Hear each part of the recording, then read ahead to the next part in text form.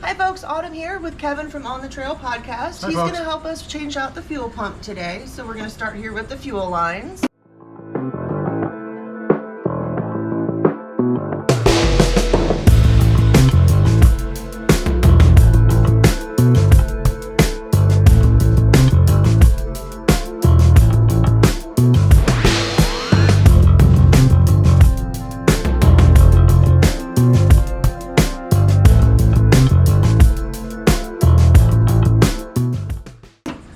Kevin, you were talking about the fuel wrenches, correct? Yeah, for a fuel line, particularly on an older vehicle, you're going to need a specialty wrench, or you can get away with other standard wrenches or even pliers, but you're going to round the fittings off, and because the fittings, once they come off the joint, you cannot actually change them out unless you cut the pipe. Oh, that's not because it's got a flared fitting.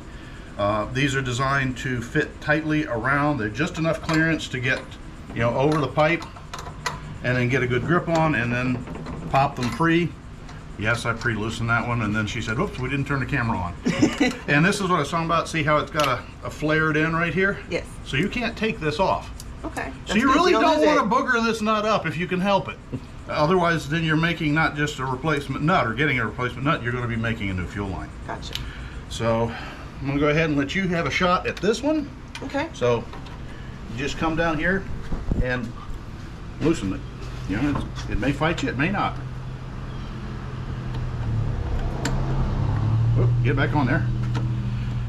You can't get on there in the first place. I was struggling. Well, you just run it till it actually, there.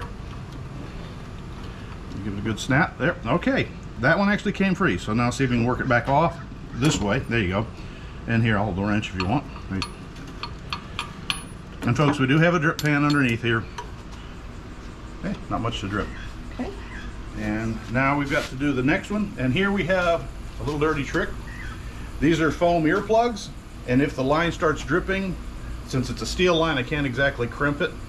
You squish this, push it in there, part way up in, it'll swell up and it'll block the fuel flow, hopefully long enough for it to get the pump off and put the new one on. So right under here, you see it standing straight up?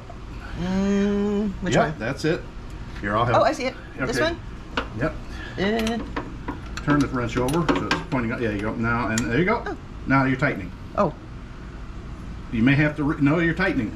Go the other way. Push it. There's no room to go the other way, so I have to go this way. You have to, yeah.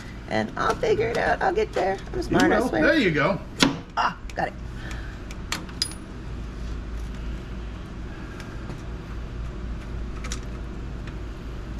And there's really no fuel. It's just dripping a little bit.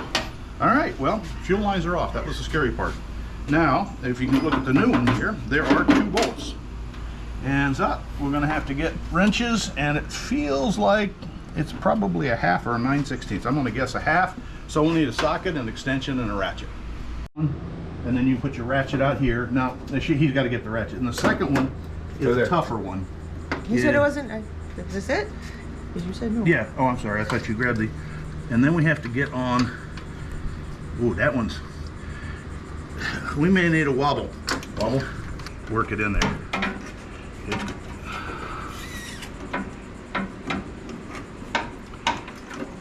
There you go. How about a flat blade screwdriver, Scott? Get it straight on there. Okay, and now keep trying to hold the button in and it keeps moving. All right, lift it up. You're not engaging the beginning yet. Oh. Keep going up, keep going up, keep going up. I'm waiting to feel it drop into the extension. There it went. Now see if you can push the button in. You know what? Don't push the button in. Folks, this is one of those troublesome spots that I'm helping her with. That I have to loosen a little bit and then Big position. Alright, now let's use the other one because now I can't get the socket out. When I saw it going into the engine mount, I was like, oh no. Oh yeah. But that one went on, so let's get this one broke free.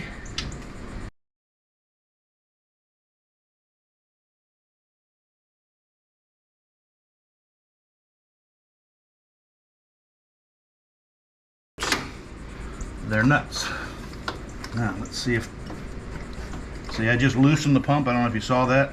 I tipped it back. Oop, okay. And it's in the gas pan. All right. So there's the old pump. We're gonna have to clean the gasket surface without dumping paper in there. And now we've got to salvage these two fittings and put them on this with some sealant. And the interesting thing I noted when you were playing with it, it's a wonder this thing worked at all. Holy cats. Hey, and no winch removal. Different than a no winch removal. Just got, oh well. Got any rags? Yes, behind you. So for Scott, and I know that you're, this is why I don't like Teflon, plumbing Teflon tape on gasoline fittings. It kind of turns to goop. And not the good goop. Yeah, not particularly good. This would not be very good ending up in the carburetor. Yes, I know, before you send all the hate mail and that stuff, that it's on the outside, it wouldn't get up there. Trust me, it can. All you got to do is wrap it a little too far and the tongue goes in there, and next thing you know. And for the purists, they all know, well, they didn't have Teflon tape for World War II. I got twine. Weird comment. You know, you can actually use twine as an emergency gasket. Uh-huh. That's why I said that.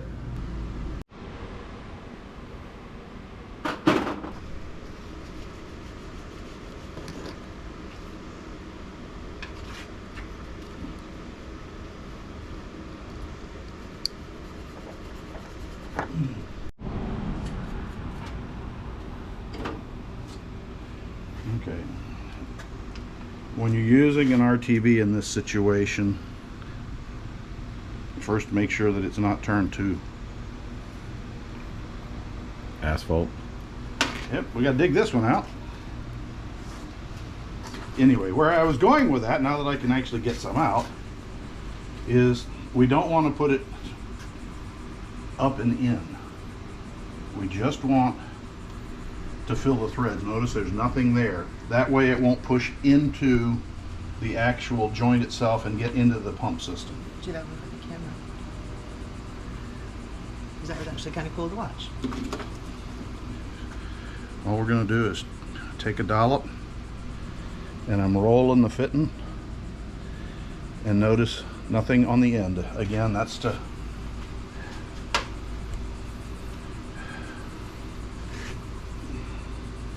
now to return myself to some semblance of a sense of touch. All right.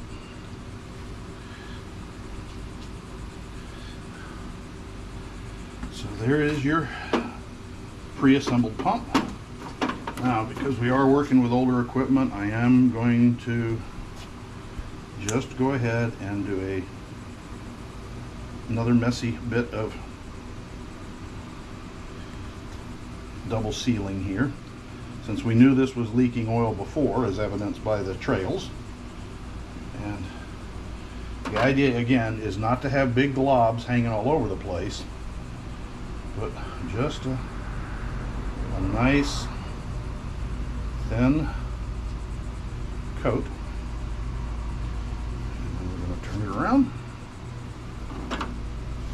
and repeat the aforementioned process. Well, I had it for a moment, but I may have enough, because it was a pretty big glob. And as I said before, I really want a thin coating.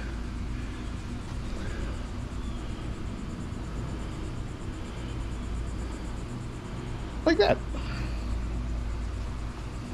A little bit here, and you get a really nice. Ew, don't. Now is not the time to have an itchy nose.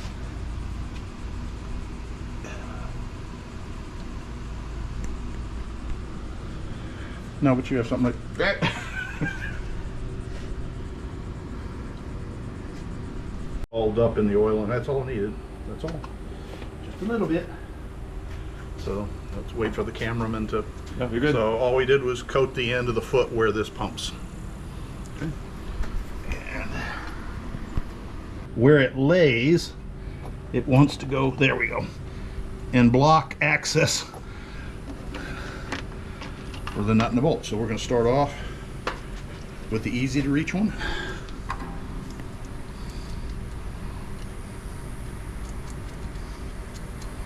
See how the pump's pushed out? Mm-hmm. That's not gravity, that's the pump arm being pushed out by the cam.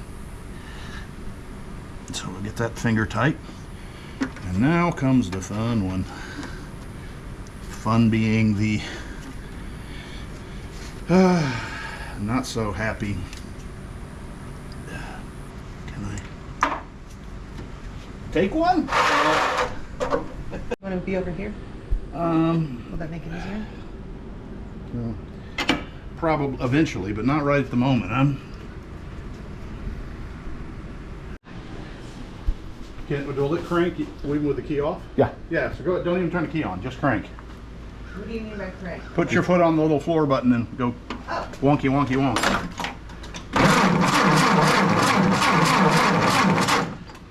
If there's enough battery to do it.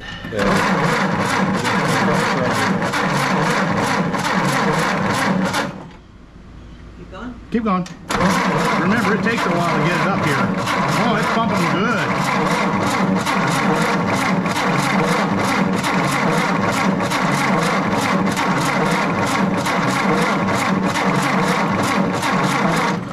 Okay, go ahead and turn the key on, and let's see if it actually starts, because then it'll let the engine rev it up. You have fuel in the glass now. Okay. Probably as much as we ever had with the other one. This gets pulled out. Yeah. A little. Yeah. This gets pulled out.